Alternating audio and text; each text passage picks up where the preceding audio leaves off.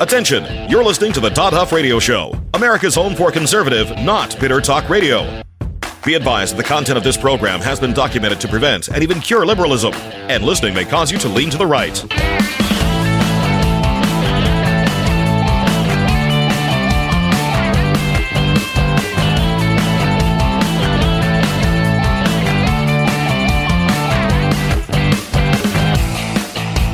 Here's your conservative, but not bitter host, Todd Huff.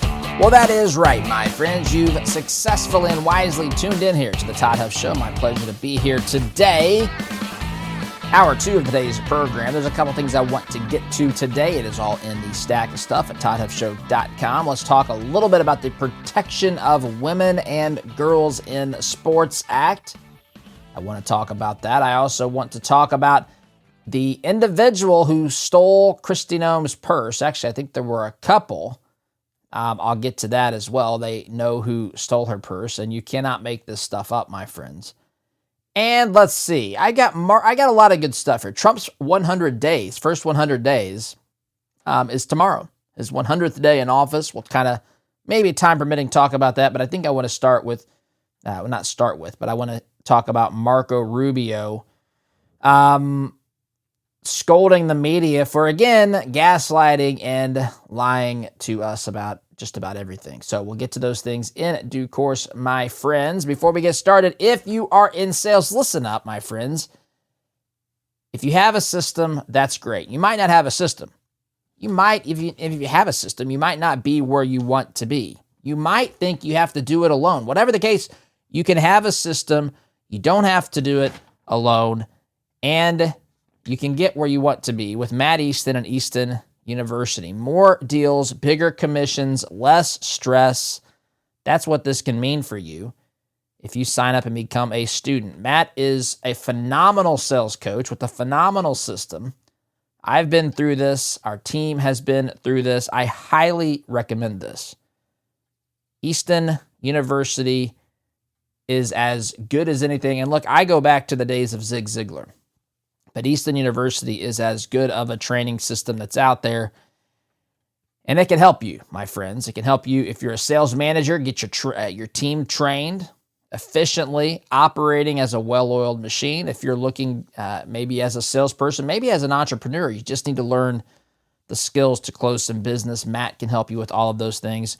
ToddHuffShow.com/Easton. That's the next step. You got to take it. I can't do that for you. ToddHuffShow.com/Easton is where you can go. If you sign up to become a student there, you will get a free welcome call with Matt. He will walk you through where you are, get an idea of what needs to be done first, and help you to hit the ground running. ToddHuffShow.com/Easton, again, is where you can go. ToddHuffShow.com/Easton. All right.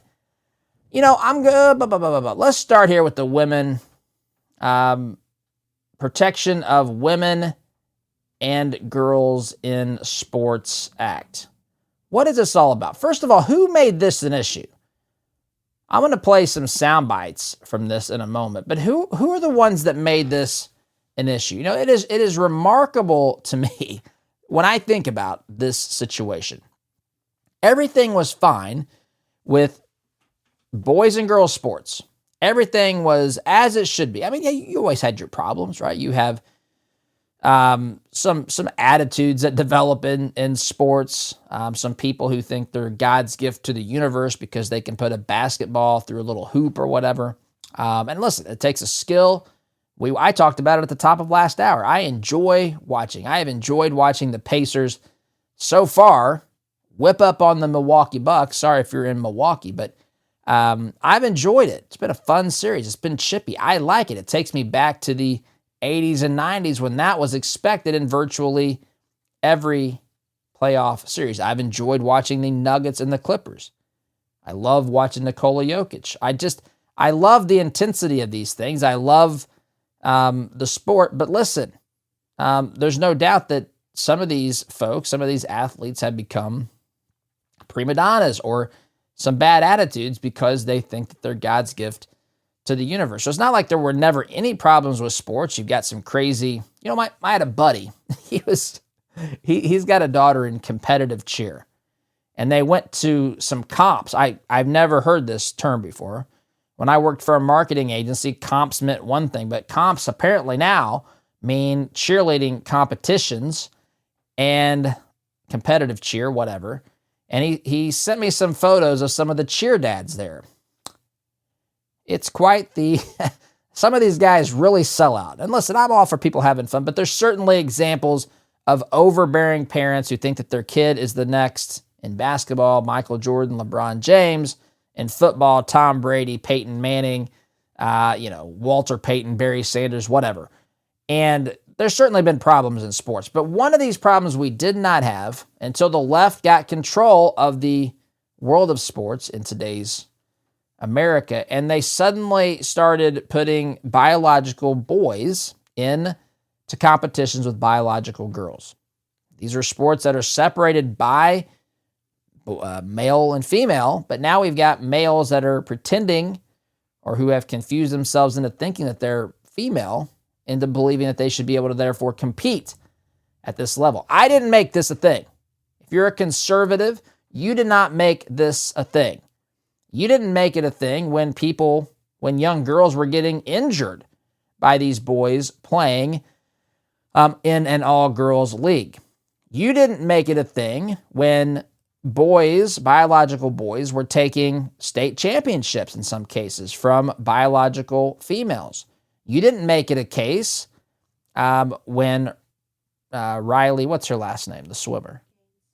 Riley Gaines, yeah. Riley Gaines was having to compete against biological males in swimming. You did not make that a case, my friends. You didn't make that the case. What you did was simply respond to the things at hand. What you did was simply use your logic and your common sense to say, you know what, that's not the way that things are supposed to be. You are not the ones that created this scenario. They are.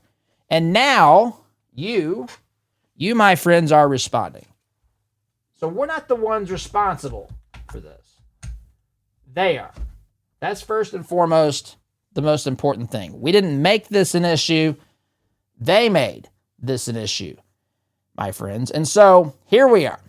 They've made men participating in women's sports with women. They're the ones that made this a thing, not us. That's the first most important thing to note. So now, Congress is trying to pass. Republicans have introduced this bill. This bill is called, now the left calls it something else, but the bill is called the Protection of Women and Girls in Sports Act.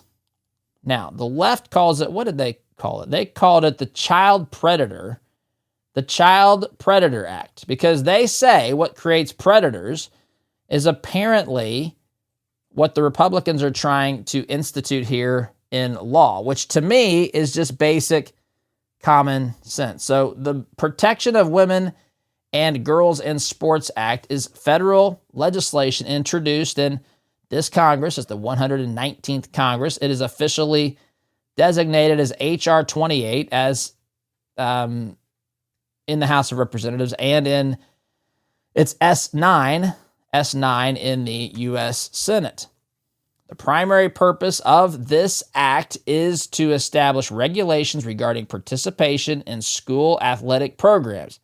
Again, it is worth noting, we have had people who have gotten injured, females who have been injured by biological males. Now, this is for some reason, this is controversial amongst some people. I don't know if this is controversial amongst those who have given up their ability to think logically and freely, if they are succumbing to societal pressures from the LGBTQ, the trans crowd. I don't know. But my friends, men are stronger in general than women. Now, is there a woman out there that's stronger than a lot of men? There's examples of that. But in general terms, if you put men are biologically engineered differently than women. Women are biologically engineered differently than men. I can't believe I have to say these words. I know I don't to you. I'm speaking to the larger culture out there in general. we have to say it to them. Men and women are different.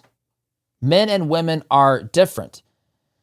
And I would say that there's been plenty of examples in history where there have been people who have treated these differences inappropriately both ways. Treating men at times have, there's examples throughout history of men lording it over women who, that they've not talked about women as being complementary. That's really the bottom line here. Now, if you look at this from a Christian perspective, as a perspective of why would God create men and women? He didn't create women to simply, be lesser than men. And there are men out there that have said those things, and that's ridiculous. They're different. They're complementary. There are things in general women are tremendously better at than men. There are things in general men are tremendously better at than women. Again, it doesn't mean that there's not exceptions to the rules where a woman is really good at one thing and a man is really good at another thing. That's traditionally something that a woman is, typically better at, whatever. That doesn't mean that. It just means that we are different. But yet, at the same time, even though we're different, it doesn't, the differences fall generally into the categories of masculine and effeminate. Men are typically stronger upper bodies. They've got broader chests and shoulders.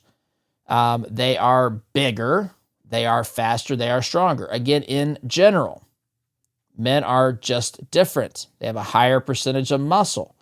Women are different than men. I don't know why this is controversial. Doesn't mean that one is superior than the other. We are complementary, right? If you read the account, if you're a Christian, or if you're just curious what the Bible would have to say about that, go back to Genesis. God said it's not good for man to be alone, so he made man a helpmate, right? They're to work together. In fact, if you really read the full scripture, the full Bible, if you read this, men are called to die, to love their wife as Christ loved the church. Jesus died. We just got through Easter weekend. Jesus died for the church. Jesus sacrificed himself, gave up his very life for the church. That's a high bar, a high standard that has been set. We're not, we're different. That it just comes down to being different.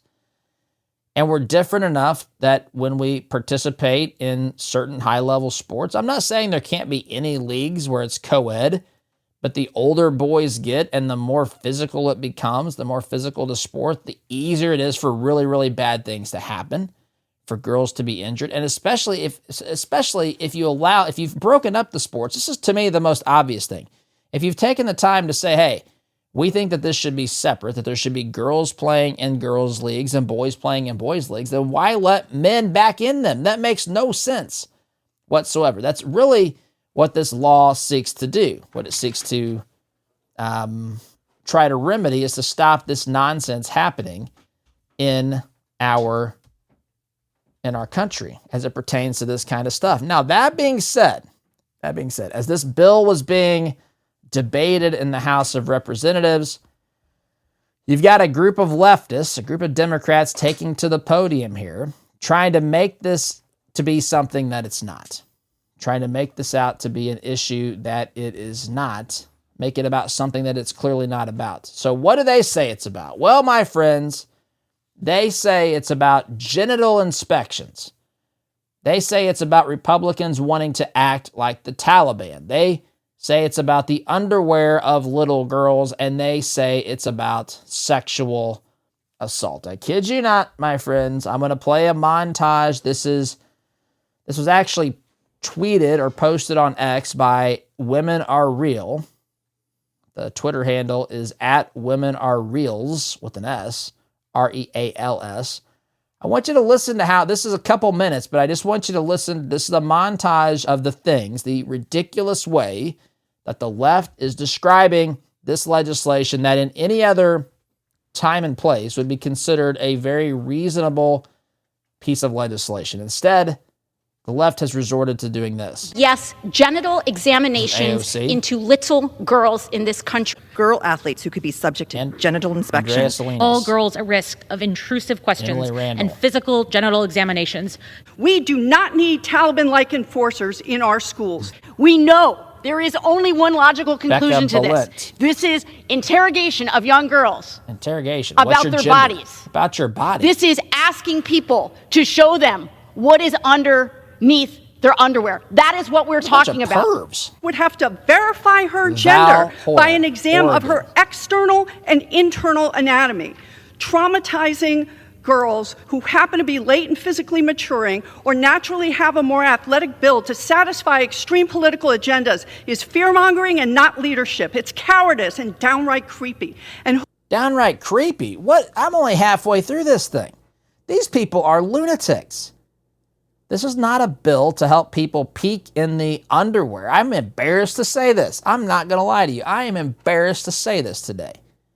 This is not a piece of legislation that is giving people the freedom to be genital inspectors or to operate like the Taliban. What do these doofuses think is happening? You've got girls' sports.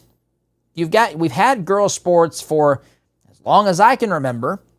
And so you've got girls' sports. How do you think people, they've named it that for a reason, right? We've always had the understanding that the people playing in girls' sports were girls. And I don't know, were we having people acting like the Taliban? Now it's a Taliban-like activity if you want to demand that people who play in female sports are actually female. What the world is going on here? These people are perverted sickos. We didn't cause this. The people living in a fantasy world, the people who candidly need mental health, listen, I'm not against mental health, clearly, but I am, listen, I think we're dealing with deeper problems here. I think we're dealing with spiritual problems. I do. I believe that we have a group of people, and I'm not saying there's never any straight, simple mental illness. I'm not saying that. I'm simply saying that as a larger problem, a larger truth, we have a people who are rejecting truth, wanting to live as they want to live, to fulfill their own desires, to fulfill their own wishes in an effort to avoid the truth. Again, we just came through Easter weekend. One of the things Pilate asked Jesus when he was basically deciding what to do with Jesus, ultimately saying, I'm going to hand you over to the crowds who are angry and who have been riled into a blind rage to hate you, Jesus, by the scribes and the Pharisees. I'm going to hand you over to they're going to crucify you. We're going to crucify you because of this. But there's an exchange where Jesus talks about being the truth. And Pilate looks at Jesus, the absolute truth, Jesus himself, the way, the truth, and the life. And he says, what is truth? What is truth, Jesus? What are you talking to me about? I don't know what it is. Not really my job. I've got an empire to run here. I've got some political pressure upon me. I've got Caesar who's not going to be happy if I let this part of his empire completely turn into a bunch of insurrectionists. What is truth? Do I even concern myself with it? Do I run from it? Do I hide from it? Do I just want to be safe and secure in my little bubble here and try to avoid as much controversy as possible so that my head's not on the proverbial chopping block? Next, I think we've got a lot of people who have rejected truth for so long that they have bought into abject and just absolute lies straight from the pits of hell. And one of those lies, is a continuation of this entire saga here. You have boys and girls sports. Everything's operating fine. Then you have boys who want to play in the girls' leagues. They tell you that they are girls because they feel like it. A bunch of adults come along and say, yeah, little Johnny is now little Susie. They act like that's totally acceptable and normal. Then they start conflating gender and sex, or they tell you that Gender is a human construct, a societal construct, and all this stuff. You've got a bunch of people who are afraid to stand up and get massacred by the trans community, the agenda. They become very vitriolic. You can't have a conversation with a lot of folks about this. It's unfortunate. They are hell-bent on demonizing anyone who raises any question, any concern about this movement. For the people who have undergone some gender reassignment surgeries years ago, who are now testifying, who are now saying that it ruined their lives or trying to protect future children from this, all of those folks are ignored as we march further and further down this path of an abject lie. Now, if you want to make sure that boys and girls remain separate, you're called members of the Taliban. You're accused of wanting to inspect genitals. You're wanting to see what's in little girls' underwear. You're charged with sexual assault. This is how they operate. This is why people don't want to step in front of this, because they're afraid of these names and words being bantered around when describing them. I've got more of this, plenty more of this. They continue here. I'm about halfway through this. Listen to this. Who would be doing these inspections? Strangers, adult men, could ask girls as young as 4 years old personal questions about their body. And so my question is, they say it's about protecting girls, but for people listening at home, is it protecting girls to empower strangers to question your daughter about what's in their pants? No, it's disgusting. Is it? This whole thing is disgusting. You're disgusting. What are you talking about? This is pathetic. It's despicable. It's disgusting. He used the word girl. I would love for him, this particular congressman, to define what a girl is.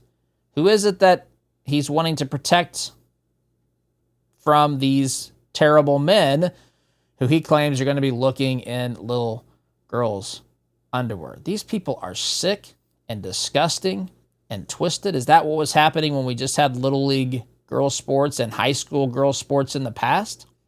Is there no other way to do this? What are these clowns talking about? They continue. Girls in danger of sexual abuse. And I hear my colleagues say, no, this wouldn't require genital exams. And girls to invasive, humiliating medical examinations and physical inspections. This is an attack on the mental and sexual safety of all girls in this country as young as kindergarten. Little girls would be forced to have their, quote, biological sex verified through humiliating physical examinations of their genitals by strangers. And subjecting our children to potentially dangerous situations their schools. And we won't stand for it. You know what? We won't stand for this. You folks at the podium here are the danger. You folks who are doing these things are the problem. I'm long this segment. I lost track of time, my friends. Quick time out. Back in just a minute. Welcome back, my friends. We got some sickos. Democrats in the House. These folks are sickos. There's 2 Democrats that voted in favor of this bill. The rest of them did not. Instead, opting to describe those who defended this bill, promoted this bill, voted for this bill, as genital inspectors. Folks interested in sexual assault, wanting to look in little girls. I am just underwear. I am embarrassed to have to say these things. I may be blushing here on the camera in the studio. More about this, and I've got other things in the stack of stuff as well, my friends. But let me ask you this. If you had the choice, would you rather spend hours in the doctor's office talking about cholesterol, or would you rather take 2 Salty soft gels a day? I know what I would choose, and that's why I take Salty. Salty is an all-natural, clinically proven, hear me say that, clinically proven dietary supplement that lowers cholesterol. No prescriptions, no doctor visits. It's not even a drug, my friends. It's all natural. Just 2 Salty soft gels a day. That's all it takes to take care of your heart health. There might be a time for the doctor and other things. I'm not against that. I'm simply saying this is a great place to start. It's affordable. It's been proven to help people lower their cholesterol. It is safe. My friends, check it out. Salty.com, SOLTEA. That's the website. Promo code Todd's going to get you 50% off your first 3-month supply and free shipping. The only thing you have to lose are those high cholesterol numbers. Again, Salty.com, promo code Todd. 2 Salty soft gels a day is all it takes. Again, the only thing you have to lose are those high cholesterol numbers. I want to play a little bit more of these lunatics. These absolute lunatics. These are the ones, remember, that they're telling your preschooler, your kindergartner, that if they feel like a woman, they feel like a man, whatever, if they're a little girl and they feel like a boy today, that they should consider having their gender reassigned. If they're a little boy and feels a little bit like a girl for the day, go see the counselor. They'll give you advice on how to physically mutilate your body. These people are sick. This is evil. This is a lie, again, straight from the pits of hell. This is not politics anymore. This, my friends, is a battle of two diametrically opposed worldviews and ideologies. They are on the side of evil and wickedness. In this particular instance, it's clear-cut and obvious. I'm going to play a little bit more of this stuff. I can't take much more. Fortunately, there's only about 30 seconds left. It has to stop. It does have to stop. Protecting girls to empower adult men, to ask your daughter to inspect what's in her pants while you're not around. No, that is pedophilia. It is predatory behavior. Or to invasive and degrading, humiliating physical examinations of children. It requires her to answer an adult's humiliating questions.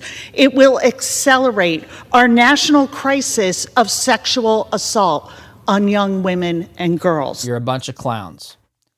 You're a bunch of clowns out there perpetrating the evils of the transgender ideology. I don't know how else to say this, my friends. What a bunch of absolutely wicked, deceitful, misleading, fundamentally insane people in Congress who can't even support the idea that girls should play with girls in sports, boys should play with boys in sports. I don't know if these folks were losers in school. I don't know. I don't know if they're just deranged. I don't know what they did. I don't know what led them to have this belief other than just a hatred for Trump or an acceptance of things that are absolutely abject and evil. But this is where we are today, my friends. What a bunch of jokers and clowns. So I want to shift gears now. I just wanted to get the end of that soundbite in. That's a clip, a montage that's been put together by, again, Women Are Real. That's at Women Are Reals, R-E-A-L-S, on X. That's where I saw that. And of course, the left calls the bill the Child Predator Empowerment Act, as though, again, demanding that biological boys not be allowed to play sports with biological girls in girls' sports somehow leads to assault, somehow leads to genital inspections. This is just crazy. These people, they have no place in Congress. These people are literally the problem in this country. They have no solutions. Their only solutions involve screaming and coming to illogical conclusions and causing an irrational fear. These people are, if you want to be afraid of anything, be afraid of people like this having political power, my friends. Yikes. What a bunch of absolute clowns. All right. I've got three other things I want to get to. I said I'm going to talk about this, so I'm going to make sure I hit this first. This is at townhall.com. Matt Vespa. Look who just got busted for stealing DHS Secretary Kristi Noem's purse. You may have seen this. I'm going to read this to you. Department of Homeland Security Secretary Kristi Noem's purse was stolen at the Capitol Burger in Washington, D.C. this month. The masked robber made off with the bag, which reportedly contained thousands of dollars in cash. All of this happening in front of her security detail. via the New York Times. Here's what that article says. It is the mystery that has gripped Washington. On Sunday night, Kristi Noem, the head of the Department of Homeland Security, was dining downtown at Capitol Burger with her family when a thief snatched her purse out from under her chair. The culprit scored big time. The bag contained Ms. Noem's driver's license, medication, apartment keys, blank checks, department badge, passport, and $3,000 in cash. The Capitol Burger caper made for Capitol Farce, the top official charged with patrolling the nation's borders and protecting it from terrorist threats, burgled in plain view of her security detail. That all happened to Ms. Noem, of all cabinet officials, only added to the drama. Now, there were people who mocked Kristi Noem for this. Victim shaming, if you will. In fact, our good old friend Jimmy Kimmel, who, of course, in a previous part of his life, had a very vulgar TV show where he was trying to get girls to jump on trampolines for reasons I'll let you figure out on your own. Jimmy Kimmel, this was after this story had been announced. He said this, and then we have Kristi Noem, our Secretary of Homeland Security, who had her purse stolen last night. She was out having Easter dinner with her family. A thief took her purse, got away with her driver's license, her apartment keys, her passport, and $3,000 cash. Who carries $3,000 cash? What is she, T-Pain? So, making fun of this, again, this is the story. Kristi Noem's getting robbed right in plain view on Easter Sunday, having dinner with her family. Now NBC News has reported this. The suspect was arrested, who was arrested Saturday. The suspect was arrested, by the way. And the theft of Secretary Kristi Noem's purse is in the country illegally.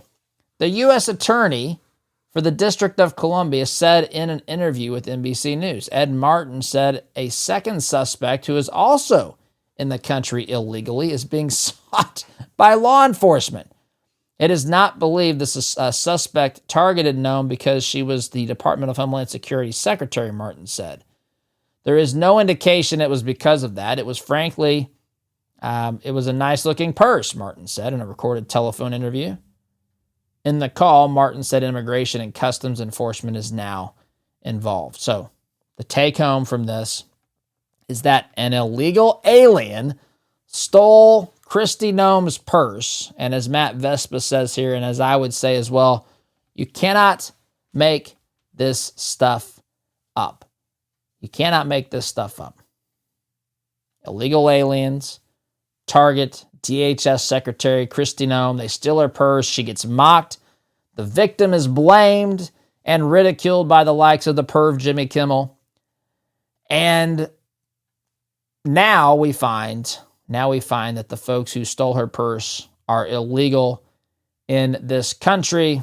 Congratulations if you were not alleged robbers, alleged burglar here. If you were not on the short list to be deported, congratulations. You have now found yourself on that list for being an example of the types of illegal aliens engaging in criminal activity that the Trump administration and Kristi Noem, of course, who's a member of that, are starting with. You're at the top of the list now. Well done. You couldn't have planned that out any better, my friends. Quick timeout.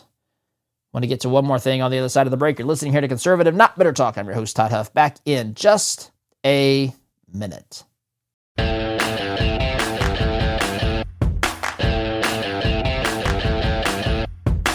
Welcome back, my friends. You know it is a full-time job, my friends, to try to correct what the left is out there doing, the damage that they do by gaslighting and deceiving and lying about what's happening in our country today. This is routinely what they do. In fact, Marco Rubio was on Meet the Press to do just this. Marco Rubio was responding to headlines that said the the United States was deporting people, deporting children, in fact, my friends, here in this country. They were deporting children who are American citizens. That's what he's on Meet the Press. He was on there to talk about lots of things. But the headline here says Rubio denies deporting U.S. minors, explains it was sending mothers back with her kids. So we're going to play this. This is not, here we go. What's going on here? Here we go. Marco Rubio trying to explain to the media, good luck with this, by the way, how deportations work and that we're not in the business of deporting children who are American citizens. It's preposterous. But here it is, Marco Rubio trying to speak some sense out there to the mainstream media. On the headline, that's a misleading headline. Okay, 3 U.S. citizens, ages 4, 7, and 2, were not deported. Their mothers, who are legally in this country, were deported. The children went with their mothers. If those children are U.S. citizens, they can come back into the United States if there's their father or someone here who wants to assume them. But ultimately, who was deported was their mothers who were here illegally. The children just went with their mothers.